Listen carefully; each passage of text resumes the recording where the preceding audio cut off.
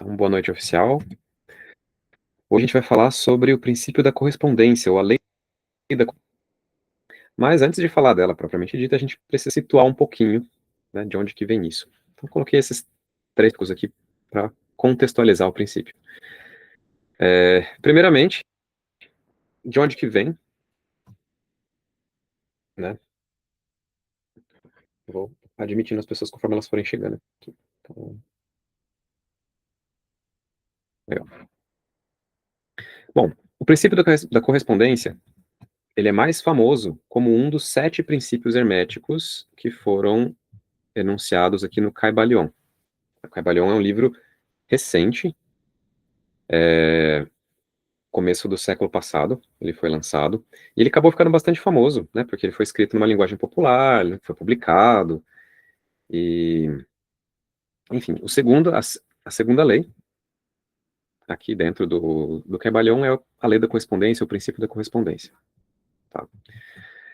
Mas, especificamente esse princípio, ele é muito mais antigo do que o Caibalion, né, ele vem do próprio hermetismo. Vou começar falando de quem é Hermes, na verdade.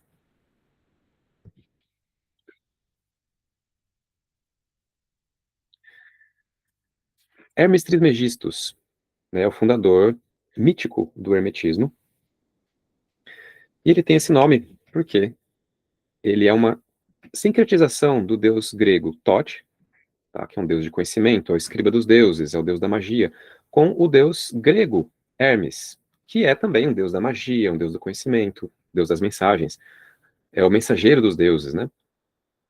Então, quando você soma esses dois deuses, numa única entidade, você tem Hermes Trismegistus. O Hermes Trismegistus, ele acaba sendo uma espécie de hierofante canônico, né? O hierofante dos hierofantes, o iniciador dos iniciadores, e ele acaba sendo usado dessa forma. Tá? Os deuses podem ser somados, combinados também, e divididos, como acontece, certo? Então, uma vez que você soma Thoth com Hermes, agora você trabalha com esse outra entidade aqui, né? Vamos chamar de Hermes Trismegistus. Eita. Que ele vai ser o fundador mítico do hermetismo, o patrono, né? A autoria de muitos livros é atribuída miticamente a ele. O primeiro livro de astrologia é atribuído a Hermes Trismegistus, enfim. A própria Tábua de Esmeralda, né? A autoria é atribuída a ele. E esse costume, né, que se tinha de atribuir certas obras a um autor mítico, claro, não foi lá o Hermes que desceu da imaginação das pessoas e escreveu um livro. É simplesmente quando você atribui essa autoria, você está falando, olha, esse livro se refere a essa tradição, como se fossem as palavras do próprio Hermes. Mítico, né? Mas ainda assim. Ah, tá. Temos o Hermes como fundador do hermetismo. E o que é o hermetismo? Fundamentalmente, né?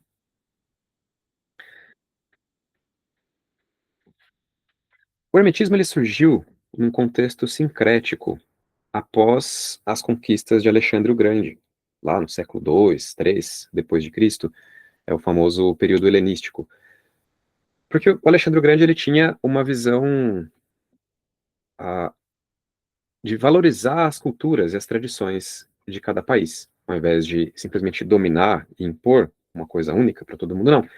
Ele fundou vários centros de conhecimento, né? A Biblioteca de Alexandria é um desses centros, e ele estimulava o intercâmbio de sábios entre os países. Então, sábios persas, egípcios, gregos, indianos, eles tinham essa livre passagem, né, pelo Império.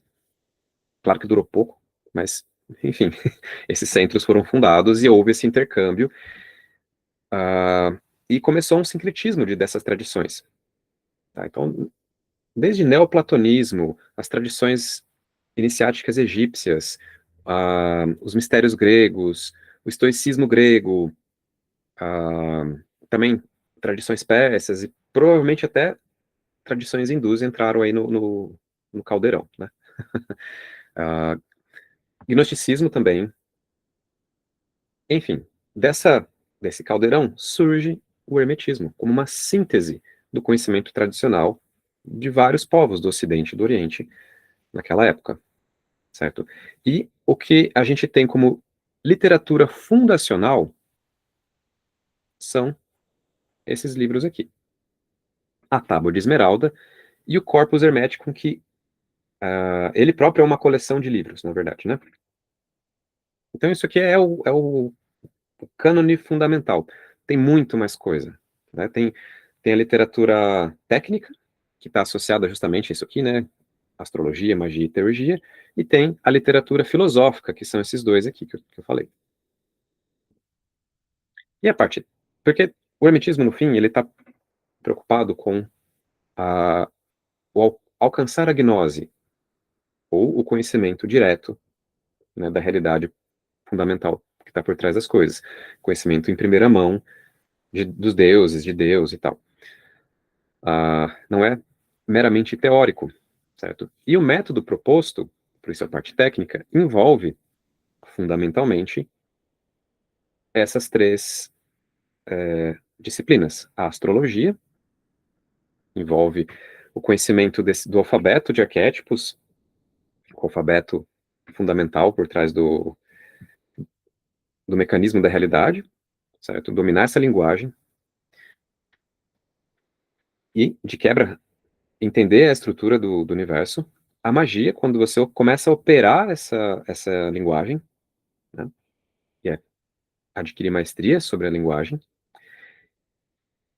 lidando com os vários espíritos, os vários planos e tal, tal, tal. E, por fim, a alquimia, quando você volta todo esse conhecimento de astrologia e magia para a grande obra, ou seja, para a transformação da realidade, em especial do próprio alquimista, certo? Então você tem essa... A alquimia está associada à teurgia também aqui, né? Teurgia é um tipo de magia, mas pensando na magia divina.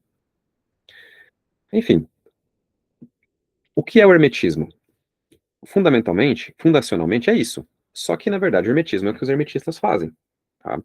Os hermetistas do Renascimento, eles trabalhavam pesadamente com alquimia, né? Os Rosacruzes também vieram disso daí, o próprio Marcílio Ficino promoveu um renascimento do hermetismo, ou seja, o hermetismo renascentista tinha uma outra pegada, digamos, do que esses hermetistas raiz, né?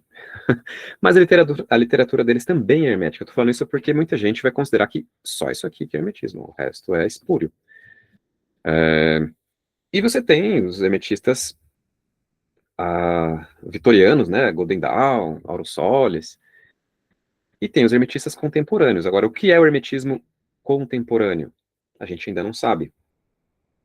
Ele ainda está acontecendo, né? Essas classificações, elas são sempre retroativas.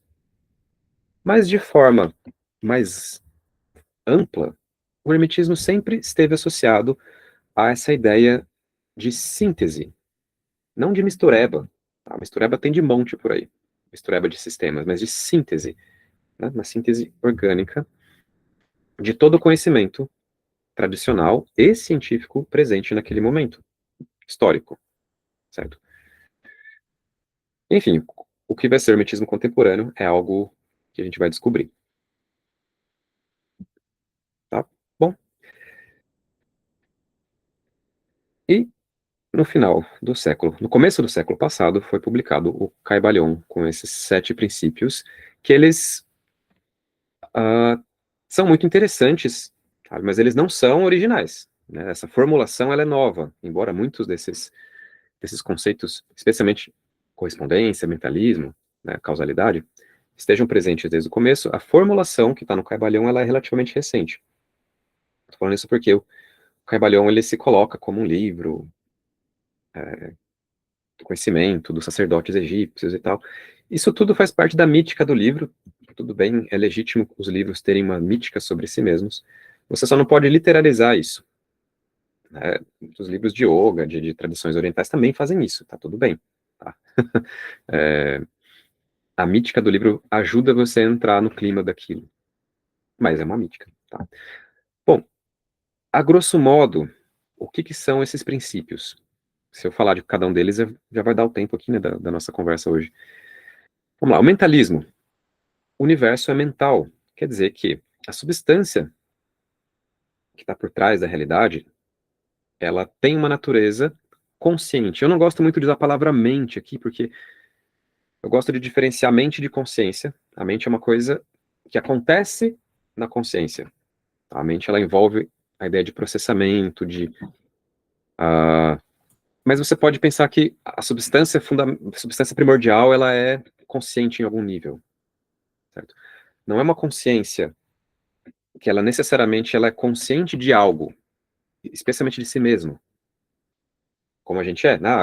Quando eu falo eu estou consciente, quer dizer o quê? Primeiro, que eu estou consciente de mim mesmo, e segundo, que eu estou consciente de, do que está acontecendo ao meu redor. Então, existe uma forma mais pura de consciência que a gente não precisa atribuir nenhum objeto, em especial a autorreferência, né? É essa coisa mais pura que estaria presente, por exemplo, na quintessência, substância primordial. Então. E essa consciência pura, ela está presente em nós, está presente numa pedra, está presente numa lâmpada, está presente num buraco negro, numa galáxia. Ou seja, ela é compartilhada com toda a realidade, inclusive o próprio espaço, o tempo, enfim. E aí, lógico que a matéria vai ser consciente também.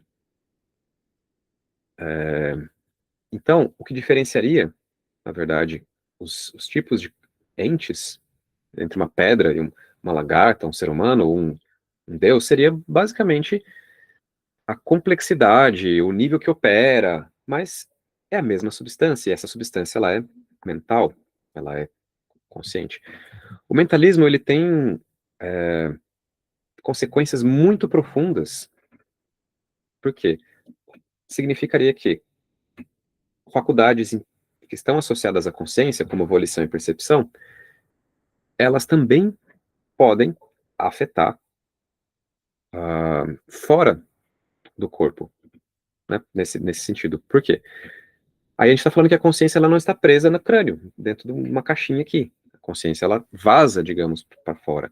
Consequentemente, essas funções intrínsecas da consciência também podem vazar, digamos. Mas não é o nosso assunto aqui de hoje, tá? Então vamos lá. A correspondência, vou falar mais sobre ela, mas é basicamente um espelhamento entre os vários níveis de realidade. Né? Os padrões no céu correspondem a padrões na Terra. Os padrões no abstrato correspondem a padrões do concreto. A gente tem o princípio da vibração. A vibração, ela está dizendo que as coisas estão em movimento perpétuo, vibrando, que essa vibração ela tem uma certa frequência, e essa frequência ela pode se alinhar com outras coisas de mesma frequência, e isso gera uma certa ressonância. Eu gosto de agrupar vibração, polaridade, ritmo e gênero como uma única lei, que seria a lei da dualidade. Então eles seriam corolários dessa lei. E são leis, são princípios primos, assim. Tá? Mas, enfim, a polaridade implica o quê? Que todas as coisas elas têm um lado yin e yang, ou masculino, né? Ativo, reativo, ativo e masculino e feminino, solar e lunar, não importa a palavra que você use, mas que elas têm um aspecto positivo e negativo. E que todas as coisas, elas não apenas internamente são um par, uma polaridade, mas elas próprias são um polo de alguma coisa. Por exemplo, você pode ser o polo positivo ou negativo de um casal, de uma família, ou como animal, você faz parte do polo positivo em contraste com os vegetais, que é o polo negativo da vida na Terra. Enfim, você pode olhar e enxergar essas polaridades em todas as coisas. Tanto pega uma coisa e reparte ela numa polaridade, quanto pega aquela coisa e enxerga ela como um polo de um par maior, certo? Então, para dentro e para fora. Quinto princípio, o ritmo. O ritmo está dizendo que as coisas elas estão em movimento e em transformação. E essa transformação ela é cíclica, né? Como as marés que vêm e vão, como a jornada do herói. Então, as coisas elas estão sempre em um processo, E elas estão sempre em uma etapa de um processo. Quer dizer que elas estão se transformando, indo para a próxima etapa, ou retrocedendo para uma etapa anterior, e isso tudo tem um ritmo, né? E claro, são ondas, e por cima dessas ondas você tem macro-ondas, e por dentro você tem micro-ondas, ou seja, ritmos sobre ritmos, mundos dentro de mundos, acima de mundos, e, enfim, todas essas coisas se sobrepõem, né? Assim como você chega na superfície do mar e olha várias frequências de ondas sobrepostas, assim, tá? Bom, você tem o princípio do gênero, implicando que as coisas são criadas a partir de uma polaridade também, de um polo masculino e um polo feminino, que a criação ela exige a existência desses dois polos primordiais, tipo um pai e a mãe, né? E a lei da causalidade, ela é mais tranquila da gente assimilar, porque ela está dizendo sobre causa e efeito, que toda coisa, ela é causada, ela tem uma causa, nada acontece sem uma causa, né? E essa causalidade, ela pode ser horizontal, ou seja, ela acontece dentro do mesmo plano, por exemplo, quando a matéria, uma bolinha bate em outra bolinha, a segunda bolinha começa a se mexer, ou seja, matéria interage com matéria e gera um efeito material, isso é horizontal. Ou ela pode ser vertical, ou seja, quando ela atravessa de um plano para o outro, quando,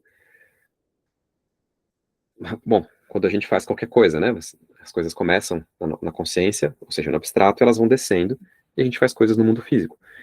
Mas você pode pensar na própria astrologia, quando os planetas se configuram num certo, uma certa posição, gerando efeitos no mundo concreto. Essa configuração planetária reflete o abstrato, ou seja, a causalidade atravessou o abstrato para o concreto. Isso seria vertical. E frequentemente você tem uma mistura de causalidade horizontal e vertical, né? É o mais provável. Beleza, isso aqui é o feijão com arroz do Caibalion, né? A versão que eu li é essa aqui da Pensamento, essa verdinha, é a mais antiga, mas hoje em dia tem mais versões, mais comentadas e tal. É assim, gente, o Caibalion é interessante, mas ele é bem feijão com arroz, assim, não tem muito o que espremer dele, tá? Ele é ótimo para começar. Que mais? E a literatura hermética mais polpuda, assim, né? Com mais recheio, é justamente essa daqui. A Tábua de Esmeralda e o Corpus Hermeticum. Essa edição aqui eu peguei na livraria, eu não cheguei a comprar, mas eu folhei. Me pareceu muito boa, tá? Porque ela tem, sempre que você tem ali o texto bilíngue, você vai ter considerações de tradução, isso é muito importante para esse tipo de texto. Mas vamos lá. Dentro da Tábua de Esmeralda, ó, a gente passa para a lei da correspondência. E onde que está a lei da correspondência aqui? Ó, quod, isso aqui é horrível de ler, porque tem um monte de abreviações do latim, mas tudo bem, a gente faz o que dá. Ó, é isso aqui.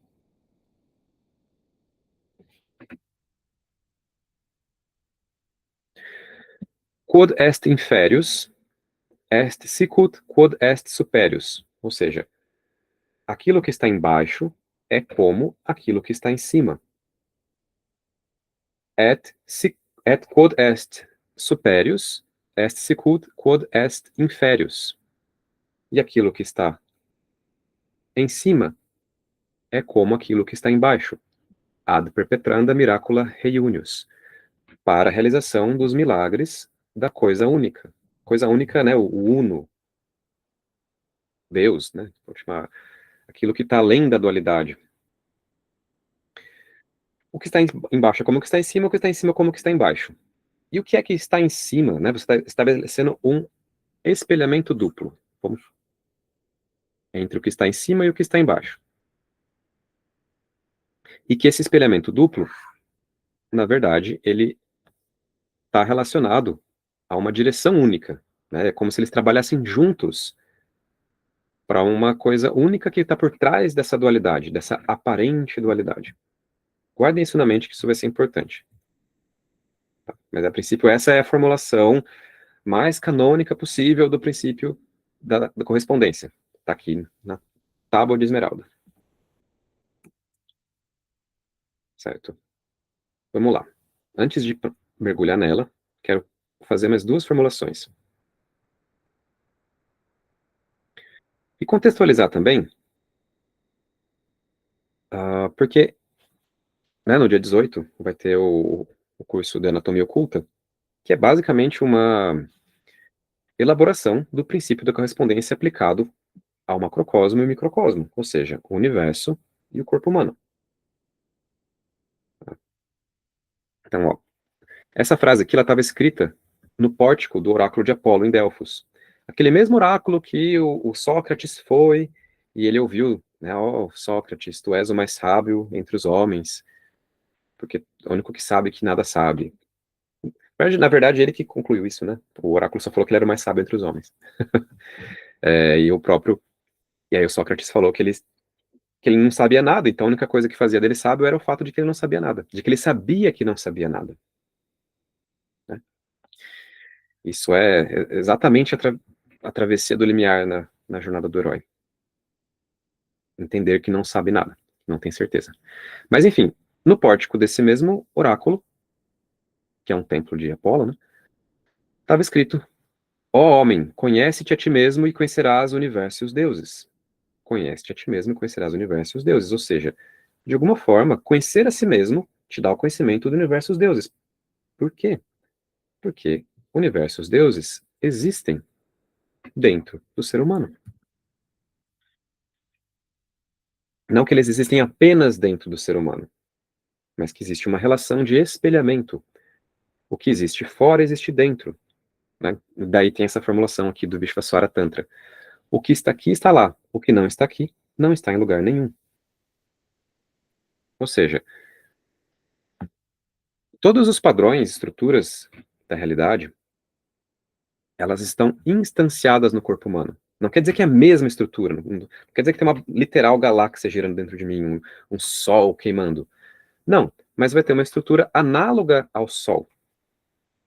O papel que o Sol desempenha no sistema solar vai ser análogo ao papel que o meu coração desempenha no meu corpo, né? É, vai por aí. Então não é uma. Não é literal, nada é literal nessas coisas, mas é simbólico, é analógico.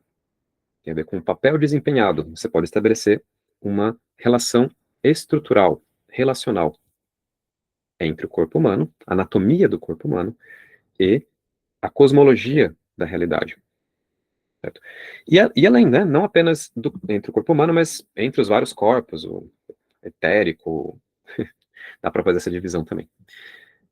Mas, enfim, isso aqui é introdução, tá? Vamos para o princípio da correspondência propriamente dito. Tranquilo até aqui?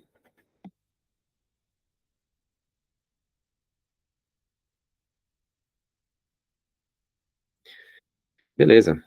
Então vamos lá. Vamos para uma coisa chamada realidade.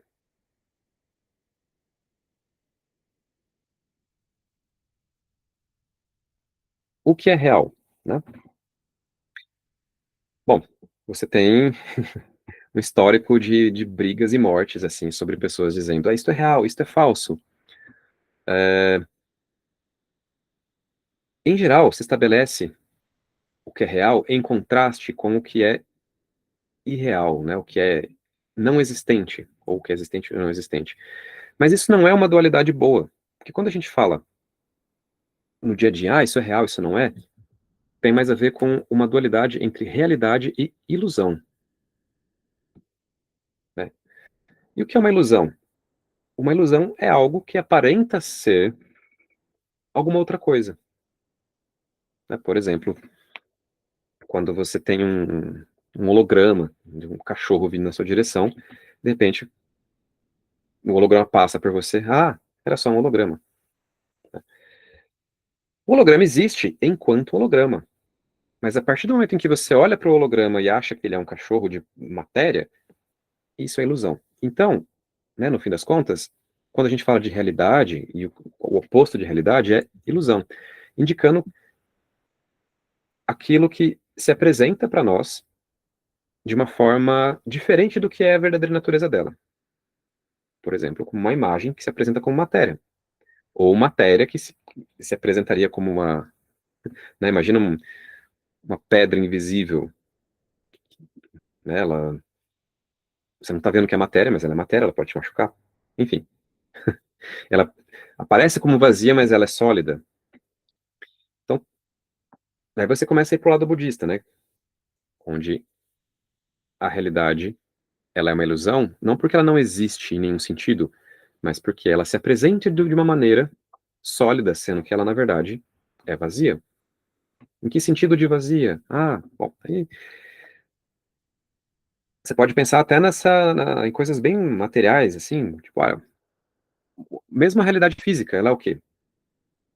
Flutuações em campos quânticos no vazio. Todas as coisas que existem, as partículas são flutuações em campos quânticos, e esses campos quânticos, eles são o próprio espaço, né? Isso é muito diferente da ilusão de solidez que a gente tem quando, por exemplo, levanta uma pedra ou algo assim.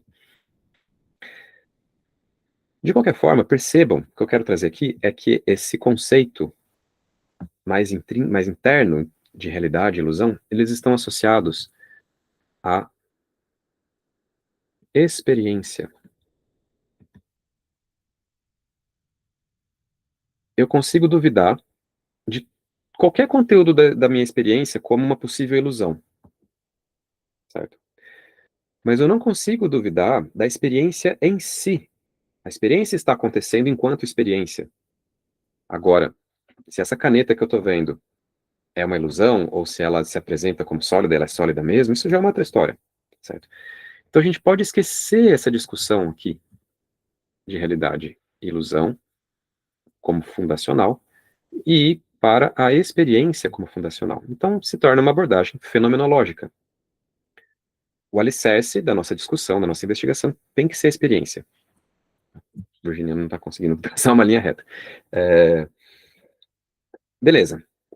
Só que a experiência, quando você pula para esse nível de abstração, ela se torna uma coisa muito simples, como um ponto. Então vamos lá. Um ponto. E a única coisa que você pode dizer sobre a experiência, nesse nível de abstração, é que ela existe. Que ela possui existência. Né? Enquanto experiência, claro.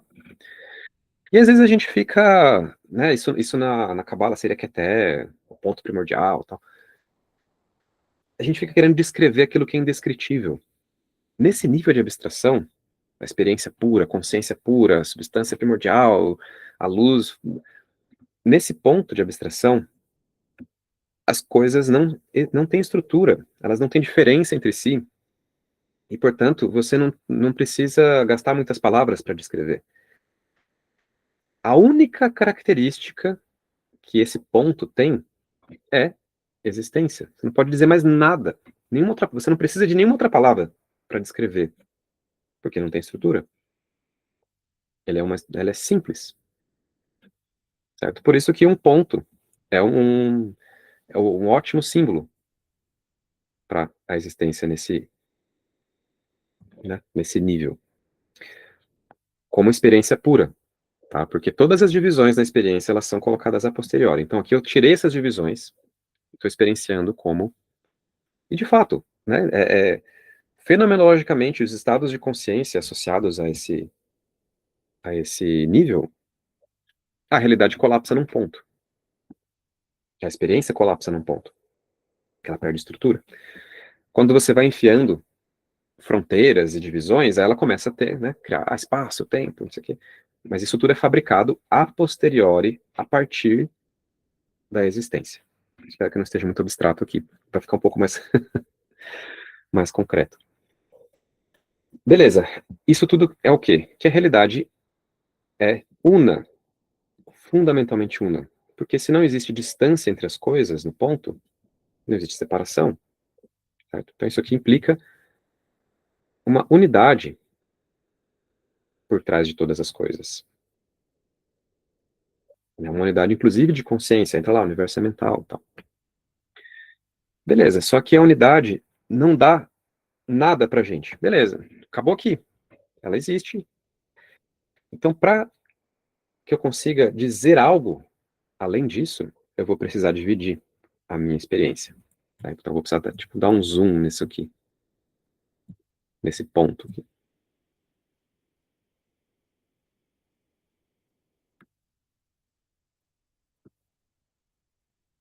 Ficar um pouquinho mais fácil, eu vou transformar isso num círculo, né? E vou fazer uma divisão. Eu vou identificar, né? Na verdade, antes de fazer essa divisão, eu vou identificar dois tipos de experiência que vão acontecer dentro da experiência. Um tipo de experiência eu vou chamar de terra, e um tipo de experiência eu vou chamar de céu, certo? Ao céu eu vou chamar o tipo de experiência que eu posso dizer que ele é abstrato. E terra, eu vou chamar o tipo de experiência que é concreto. O que é o abstrato e o concreto, né? Uma coisa, já que salta aos olhos, é que, beleza, a experiência está aqui, mas certos conteúdos da experiência, eles são compartilháveis com as pessoas. Por exemplo, as quantidades das coisas. Vamos colocar aqui quantidades. Olha, essa caneca pesa 300 gramas. Se outra pessoa for lá e pesar, dá 300 gramas. Olha, ela tem 12 centímetros. Então, as quantidades, o nível, o mundo da matéria é o mundo das quantidades, é o mundo concreto, porque ele é compartilhável. São experiências, são coisas compartilháveis. Agora, a emoção que eu estou sentindo, o pensamento que eu estou pensando, não é compartilhável e não é mensurável também. Ele possui qualidades, né? Porque um pensamento ele pode ser mais claro, ou mais confuso. Uma emoção ela pode ser mais fragmentada, mais coerente, mais estimulante ou mais relaxante, mais agradável, desagradável, enfim, né? Qualidades. Então, isso aqui é o mundo das qualidades.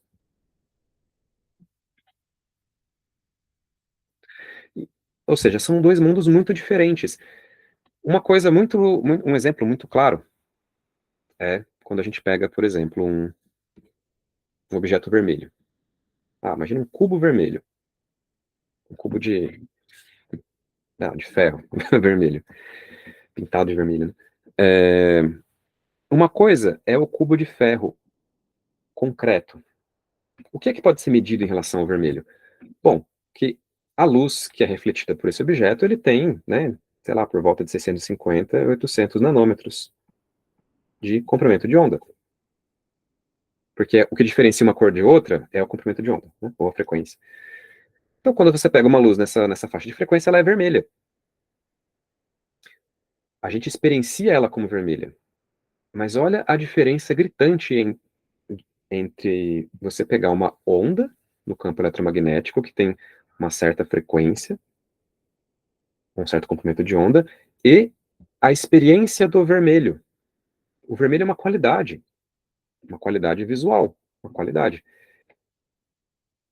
Uma onda eletromagnética não é o que a gente está experienciando, né, como quantidade. Então, mesmo numa coisa muito simples, como uma cor, você vai ter essa cisão entre a quantidade, que é concreta, compartilhável, e o vermelho que eu tô vendo, ninguém mais tá vendo. Tanto que existe essa discussão, né? Será que o vermelho que eu vejo é o vermelho que você vê? Que é o aspecto não compartilhável ou subjetivo da realidade. Certo? Enfim, eu poderia aprofundar nessas diferenças, por exemplo, entre ordem e caos, mas vamos parar por aqui. O que eu vou dizer além é só que existe um gradiente, na verdade, de abstração, né, que não é só binário, abstrato e concreto, mas que existe um gradiente onde as coisas vão ficando gradativamente menos abstratas e mais concretas quando você vai descendo, ou o contrário, elas vão ficando gradativamente mais abstratas conforme você sobe da Terra para o céu. Claro que eu estou falando terra e céu aqui, gente, não como a terra, tipo, esse chão que eu pego, né, o solo, e o céu com que eu... Não, isso aqui são níveis de realidade, certo? Níveis de realidade. A lei da causalidade vai dizer o quê? Vamos pegar uma cor aqui, azul. Que existe uma causalidade do céu para a Terra. É uma seta com uma direção muito definida, tá? Ou seja, os deuses, a vontade dos deuses, ela vai descendo e ela acontece na Terra. Então, uma outra forma de você definir o que é o céu e o que é a Terra é que o céu é a fonte das coisas que acontecem, né? E a Terra é aquilo que recebe a influência dessa fonte. Quando a gente vai desenhar, né, o Yang e o Yin, a gente costuma desenhar, uma das formas de desenhar, o Yang é como uma força expansiva, ou seja, com setas apontando para fora. E o Yin como uma força contrativa, ou seja, setas apontando para dentro, né? Mas se a gente só tem uma única dimensão, uma linha, aqui no caso, né, um eixo, só tem uma seta, que sai do Yang e vai para o Yin, é só isso. Então, nesse nível de análise, a realidade é simplesmente isso, dois pontos e uma seta, certo? Essa seta é a causalidade. A causalidade tem vários níveis, né? Ele pode se aprofundar nisso aqui também, mas a princípio é o que Deus quer, os deuses querem, né? O espiritual quer, vai descendo até chegar na Terra e acontecer na Terra. Então a Terra é onde as coisas acontecem, um receptáculo, digamos, dessa vontade celestial. E o céu é um emissor dessas influências. Então, a lei da causalidade pode ser resumida nessa seta aqui. Tá? A lei da correspondência não é isso. Eu vou deixar essa seta para fins de completude, né? A lei da correspondência está dizendo que os padrões que existem no céu, eles se refletem na Terra, ou o que está em cima como o que está embaixo. E diz mais, diz que os padrões na Terra também espelham. Ou seja, se eu pegar um padrão na Terra, vai ter um padrão no céu correspondente. Tem ida e tem volta. Ó, repetindo. Se eu pegar um padrão no céu, uma estrutura no céu, eu vou encontrar uma estrutura correspondente na Terra. E se eu pegar uma estrutura na Terra, eu vou encontrar uma estrutura correspondente no céu. Então, assim, para facilitar, eu posso juntar essas duas setas numa seta de duas mãos aqui. Tá? Isso aqui vai ser a correspondência.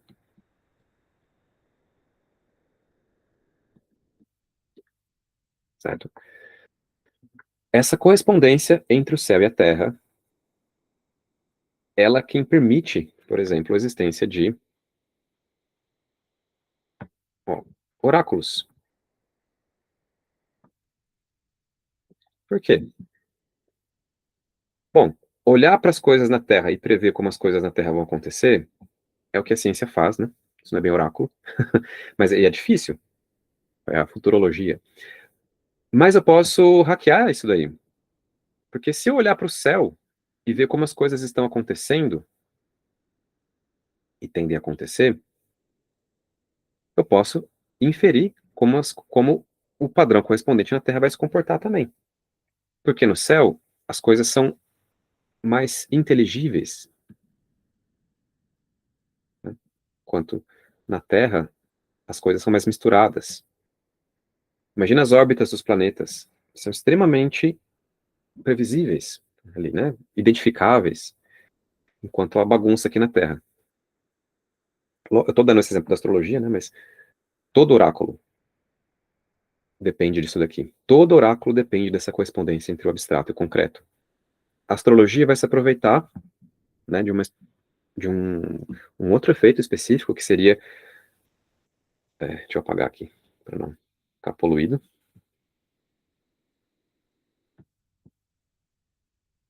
De que o céu e a terra são nessas divisões puras da realidade, mas o céu, ele se espelha naquilo que a gente chama de signos, ou a roda celestial, roda zodiacal, né? E a Terra se espelha naquilo que a gente chama de casas terrestres. E a própria correspondência em si se espelha naquilo que a gente chama de planetas. Ou seja, isso aqui é uma outra, essa seta vermelha é uma outra correspondência, tá?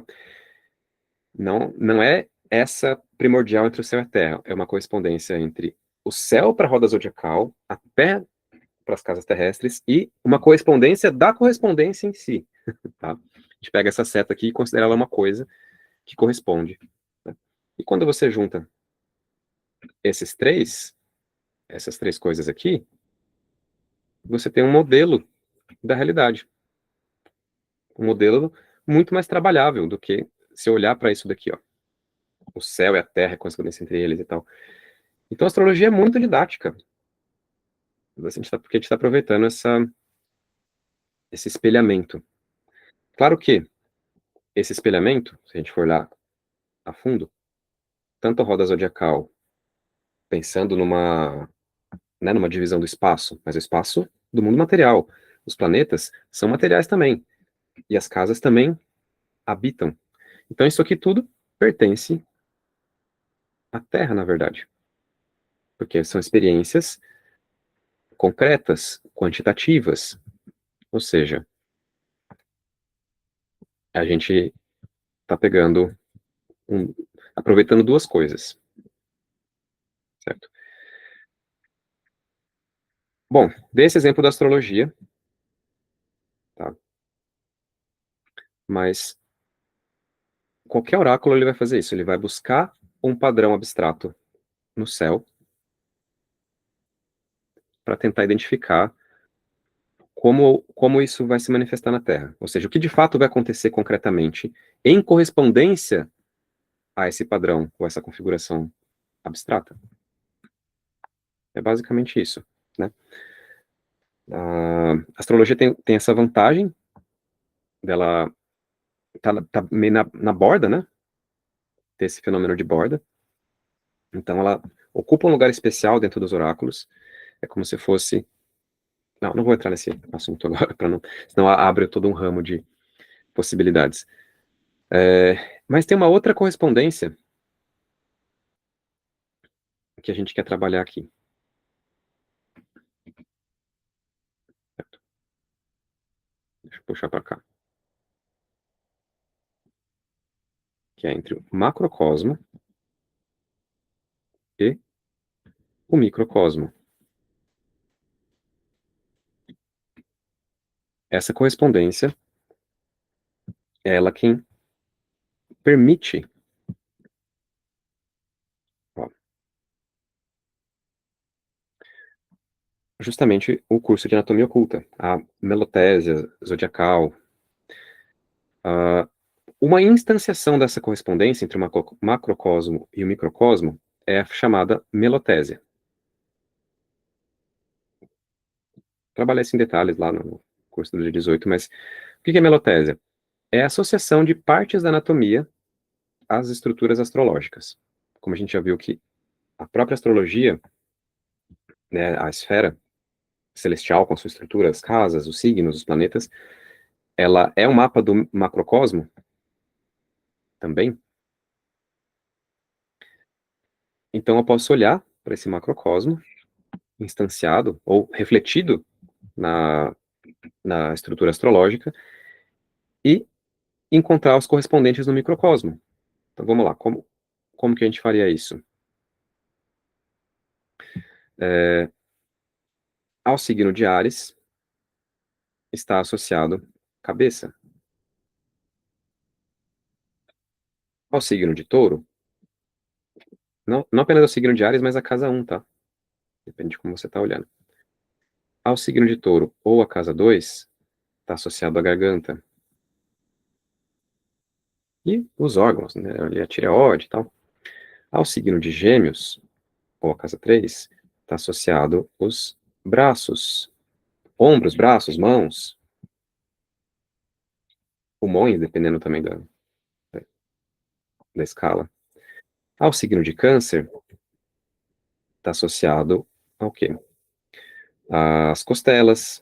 Eu ia falar coração. Coração é leão, por causa do Sol.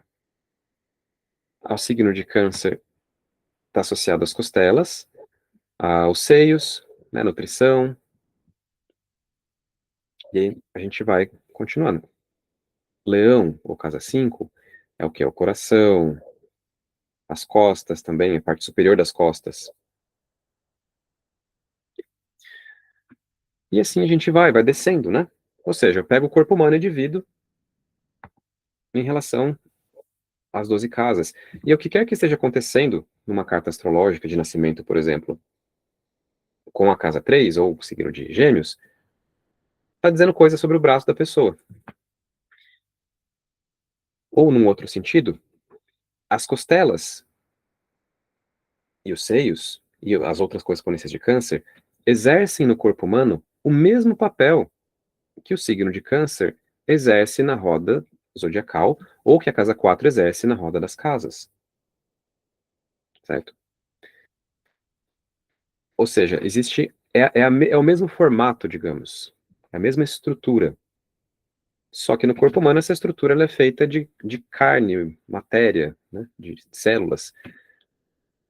E na astrologia ela é feita dessas divisões do céu e da terra e tal, né? A melotésia é a correspondência entre essas coisas. Bom, passei duas correspondências importantes aqui. Uma, que é essa entre o céu e a terra, que permite o oráculo, né? A existência dos oráculos. Dentre os oráculos, tem um específico que é a própria astrologia. Uma outra correspondência, que é essa entre o macro e o microcosmo. Mas a correspondência, as correspondências em si, elas são muito mais simples, elas podem acontecer em grãos, né? Não na estrutura inteira, mas em pedacinhos da estrutura. O que eu quero dizer com isso? A, a correspondência, ela é o conceito mais importante no hermetismo. Mais importante. Se você entendeu a fundo o que é uma correspondência, ou o que é a correspondência, você tem condições de trabalhar. E vice-versa. Se você não entendeu a correspondência, você não sai do lugar para nada dentro do hermetismo. Certo? Então vamos lá. Correspondência.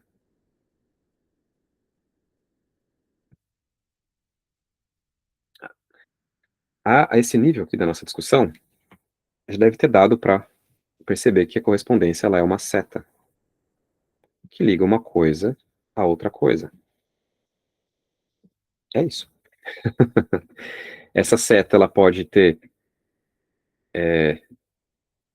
mão única, né? Ou mão dupla. Mas ela simplesmente indica que, uma vez que você esteja nesse lugar aqui, essa seta ela pode te conduzir ou te transformar a, até o ponto B. Então essa seta ela é uma espécie de alteração ou transformação de um tipo de estado ou informação em outro tipo de estado ou informação, certo? O que é o ponto A ou o ponto B? Bom, depende. Isso aqui é quase como um neurônio, né? O neurônio é assim também. O neurônio, você tem aqui a célula, né, com os dendritos, aí o axônio, e uma vez que você tenha estimulação suficiente para que o potencial atinja um certo valor, o neurônio ativa e esse potencial passa pelo axônio e vai para frente, né? Então, vamos simplificar aqui. O neurônio é uma seta, no fim das contas, também. As correspondências é como se fossem os neurônios dessa rede astral, cósmica, da mente universal. Aí sim a mente, né? Não só a consciência. A consciência, ela é pura. A mente tem estrutura. Qual que é a estrutura? Essas setas, conexões entre uma coisa e outra. Vamos lá, exemplos. Vou começar com grandes exemplos, como sistemas.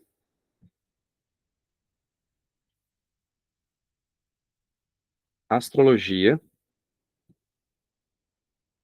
e mitologia.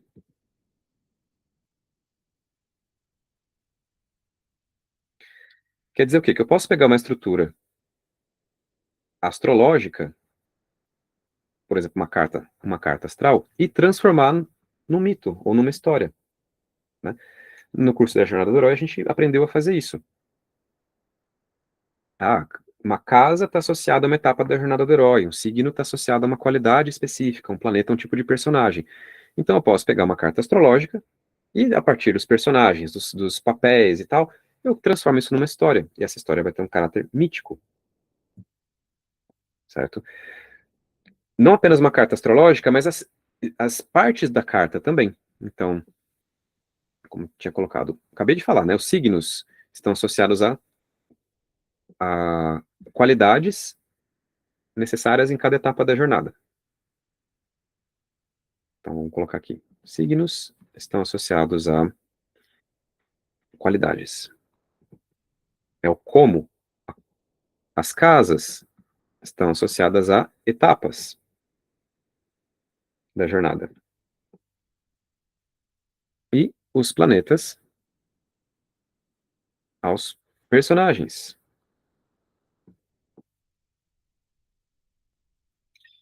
Né, na metáfora do teatro, as qualidades são os papéis. Opa. As casas são os cenários. E os planetas são os atores. Ou personagens em si. Mas a ideia é a mesma, né? Um teatro, uma história. Então eu posso pegar a informação astrológica e transformar em informação mitológica. Mas eu posso fazer o contrário também, tá? Eu posso pegar uma informação, ou seja, não tem apenas a seta da astrologia para a mitologia, mas também da mitologia para a astrologia. Eu posso pegar uma estrutura mitológica e encontrar o correspondente astrológico daquilo. Ah, olha, esse deus aqui nessa história está exercendo o papel de Marte, certo? O que mais? Bom,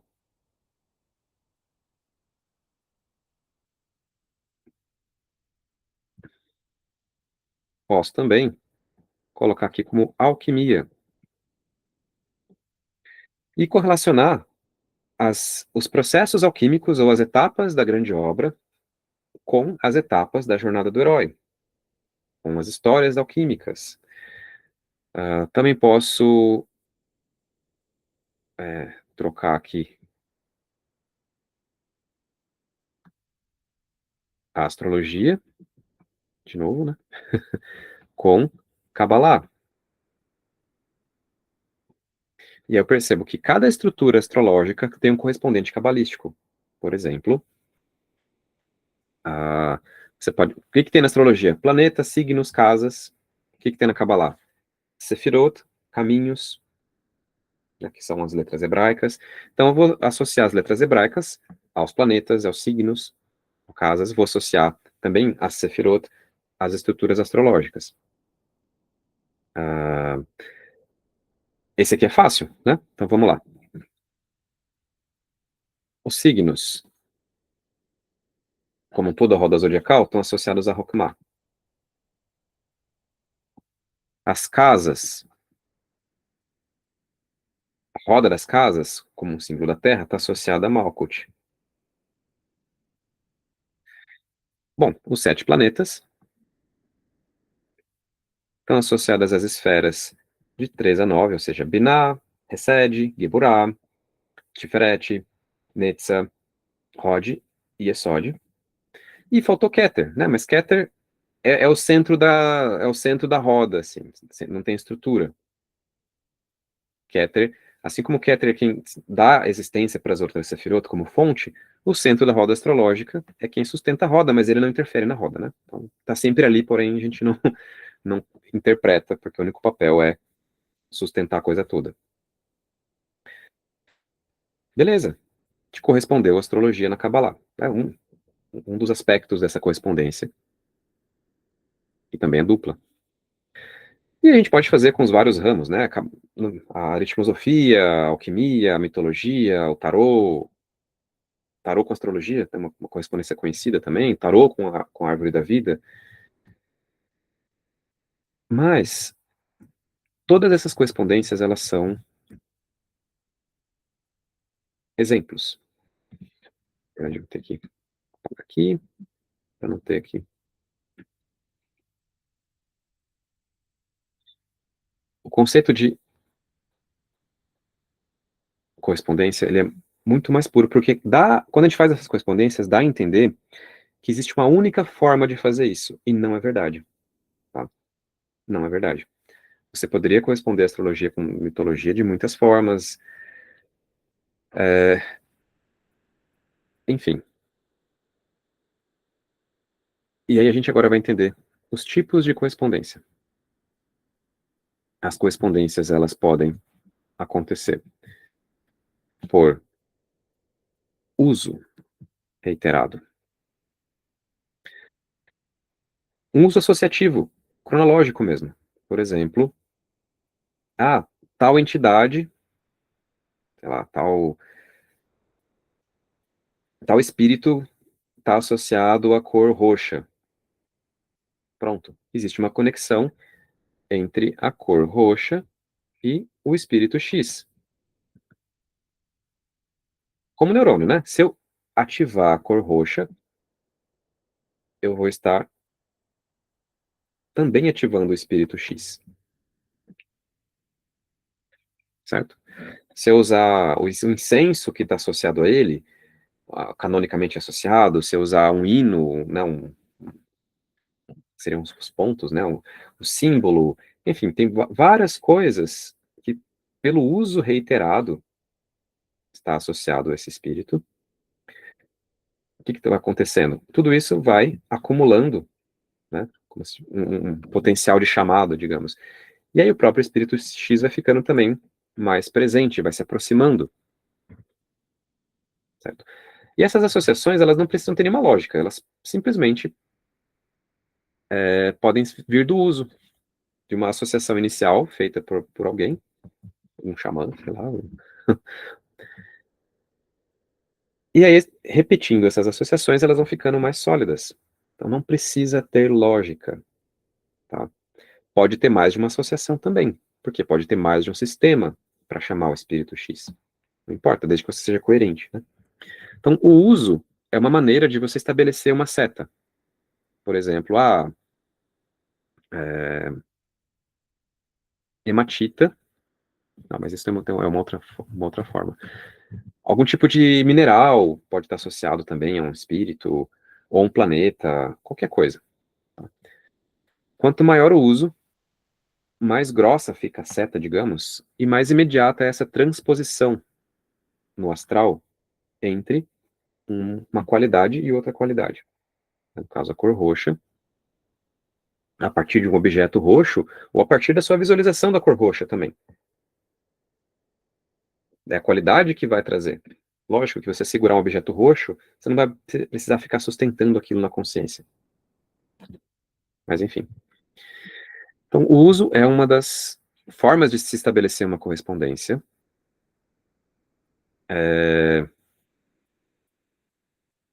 É que às vezes as pessoas ficam procurando uma lógica em certas associações que não tem lógica, é só assim que faz, né? Siga a receita. Porque essas associações, a força delas não é na lógica, né? Mas, enfim. Existe um outro tipo de associação, que é a partir da ressonância, como princípio da vibração, né? Existe algum tipo de analogia, um tipo de qualidade compartilhada entre aquele objeto, né? Aquela, bom, por exemplo, hematita, que é o exemplo que eu ia dar, né? E a, o planeta Marte. Vou colocar, vou colocar Marte. Por que hematita? Ela é feita de ferro, certo? E o ferro é um mineral que tem qualidades associadas a Marte. É um metal bastante resistente, bastante duro, que é usado para fazer pontas, para fazer lâminas. Nas pontas das coisas tem energia de Marte, né? É o que machuca, é o que penetra, o que atravessa. É a ponta. E para ter uma ponta, você precisa de dureza. Você não consegue fazer ponta de borracha, que ela fica arredondada, né? Ela desgasta. Então você precisa de materiais muito duros. As pontas mais duras possíveis são de diamante, né? Mas dentre os metais você tem o ferro, que você faz aço. O aço sim é duro pra caramba, né?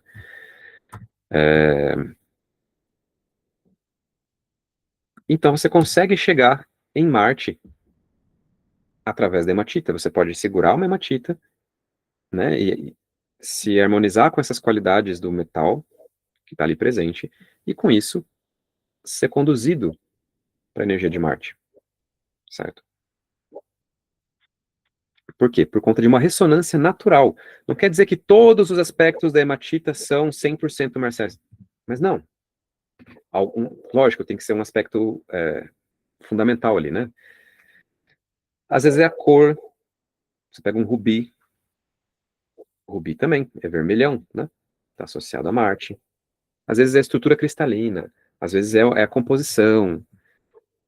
Enfim. Mas de alguma forma, o material contém naturalmente algo que é compartilhado com Marte. Então, isso aqui você não precisaria. Você não precisa de uma egrégora formada. Não. Você pode olhar na natureza e falar, isso aqui liga com aquilo, né?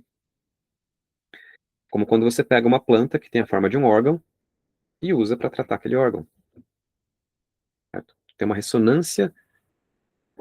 Porque no astral, coisas parecidas estão próximas, né? O que mais? E isso aqui pode fazer uma ponte, né? Porque, na verdade, essa correspondência aqui, ela vai para o ferro primeiro, e o ferro é que tem uma correspondência para Marte. E de Marte você pode ir até para algum deus marcial, tá? Como, por exemplo, o deus da guerra, Ares. O Marte planeta é uma coisa, o deus da guerra, Ares, é outra coisa. Então, ó, da hematita eu vou para o ferro, do ferro eu vou para Marte, de Marte eu vou para Ares. Se eu somo esses caminhos, né, eu consigo usar a hematita para facilitar uma invocação do deus Ares, por exemplo. Ou de qualquer deus da guerra, de qualquer panteão. Porque, né, eles estariam ligados aqui até algum, né, sei lá. Certo? Então, a ressonância, ela é a ressonância natural, digamos.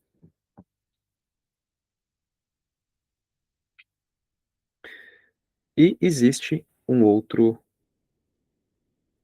outra forma de se estabelecer uma correspondência, né? Uso, ressonância natural. É que o outro é o mítico, que ele está associado ao uso também, no fim das contas, né? Você constrói uma história para aquilo. Ou seja, você faz a conexão. Mas vamos lá.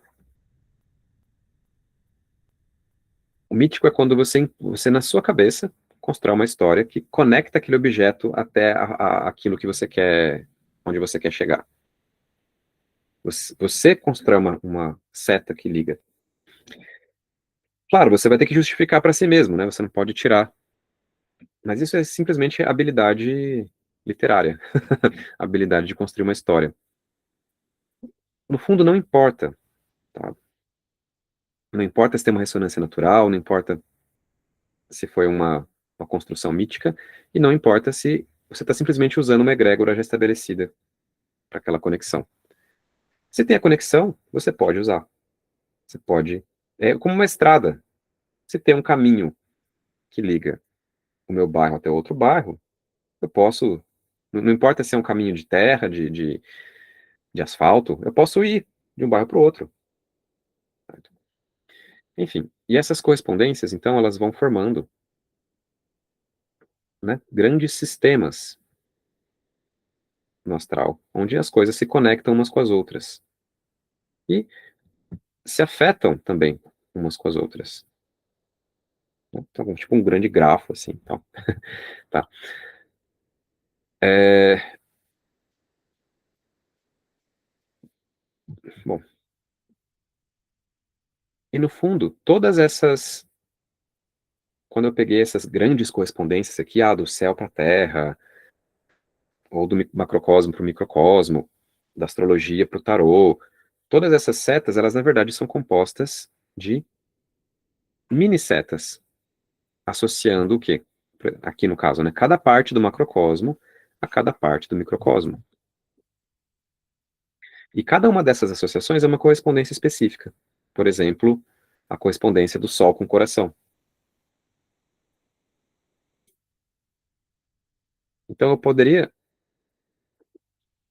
pegar uma pedra solar, como um olho de tigre, e perceber que esse olho de tigre pode ser usado para cura de problemas cardíacos.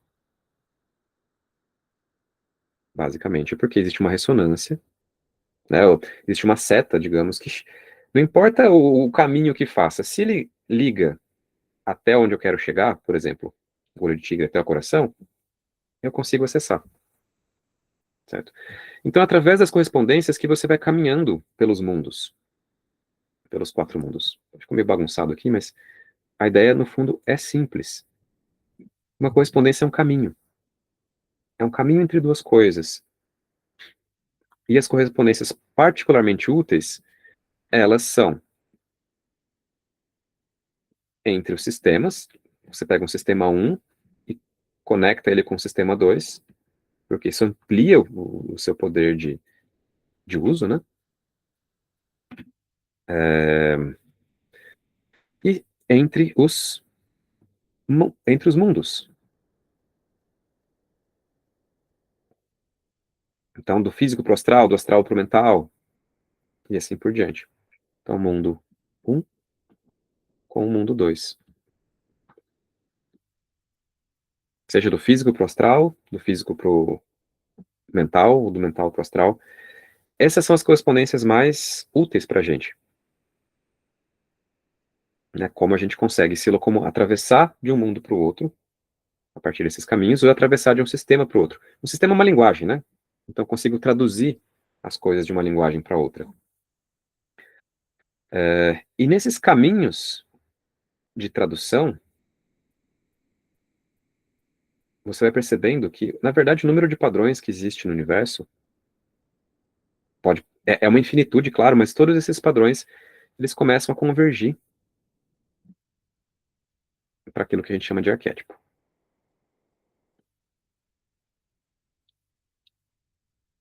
Né? Que são as estruturas primárias da realidade, os componentes do logos e assim vai. Não vou puxar o assunto de arquétipo, porque isso é outro capítulo da história, né?